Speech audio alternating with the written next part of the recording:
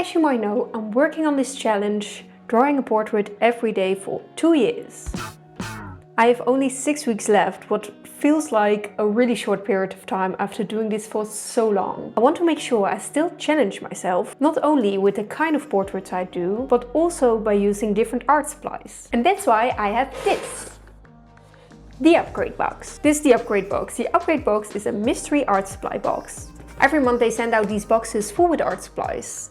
I bought a subscription for 3 months, so 3 boxes, and this is the 3rd box. I have no idea what's in here. I hope it's something new that will challenge me, and I hope it's something I can make portraits with. So let's unlock this thing.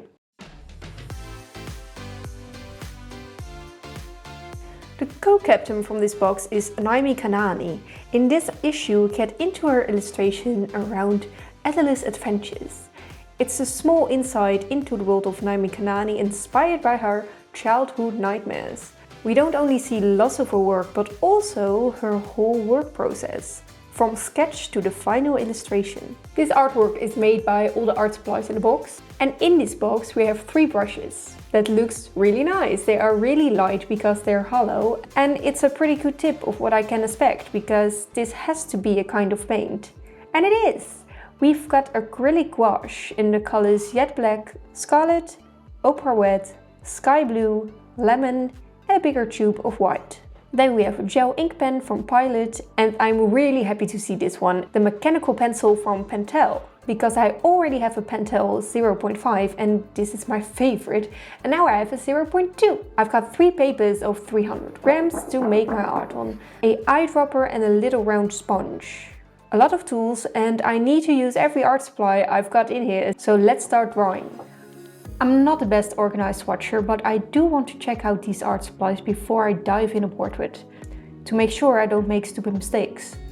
So these are my scribbles to discover how the paint works and interact with the other art supplies. I've got all the basic colors, so I can make every color I like, and that's nice with a portrait because this way I can find different tones for the face. I think this was already going very well, so let's make a portrait. Just like our co-captain Naomi Kanani, I would like to create a bit more of a story with my portrait. And I will take my own world as an inspiration. Here I'm gonna hide some mice in my hair, popping out of different sides of my face, even looking up. Like a little protector, making sure I can see what's going on around me. I'm not a big fan of making self-portraits. It always makes me hate myself. I'm not sure if I get insecure about my looks or get insecure about my drawing skill. I think it's frustrating to look so closely to my own face and then figure out how to put something I know so well on the paper. I'm not sure yet what's my problem, but I would like to experiment with this, drawing self-portraits for a week or something, and then see if I hate myself or love myself at the end. What do you think? Will it help me love myself or hate myself? Let me know in the comments and give me some tips how to deal with this. So I finished this portrait, but I didn't use every supply. I forgot this, and I think I made the portrait on the wrong side of the paper, because there is a side with texture and there's a flat side, and I think I need to draw on the flat side and not on the back. So I'm gonna do another portrait on this paper, and I'm gonna try to use this one at some point.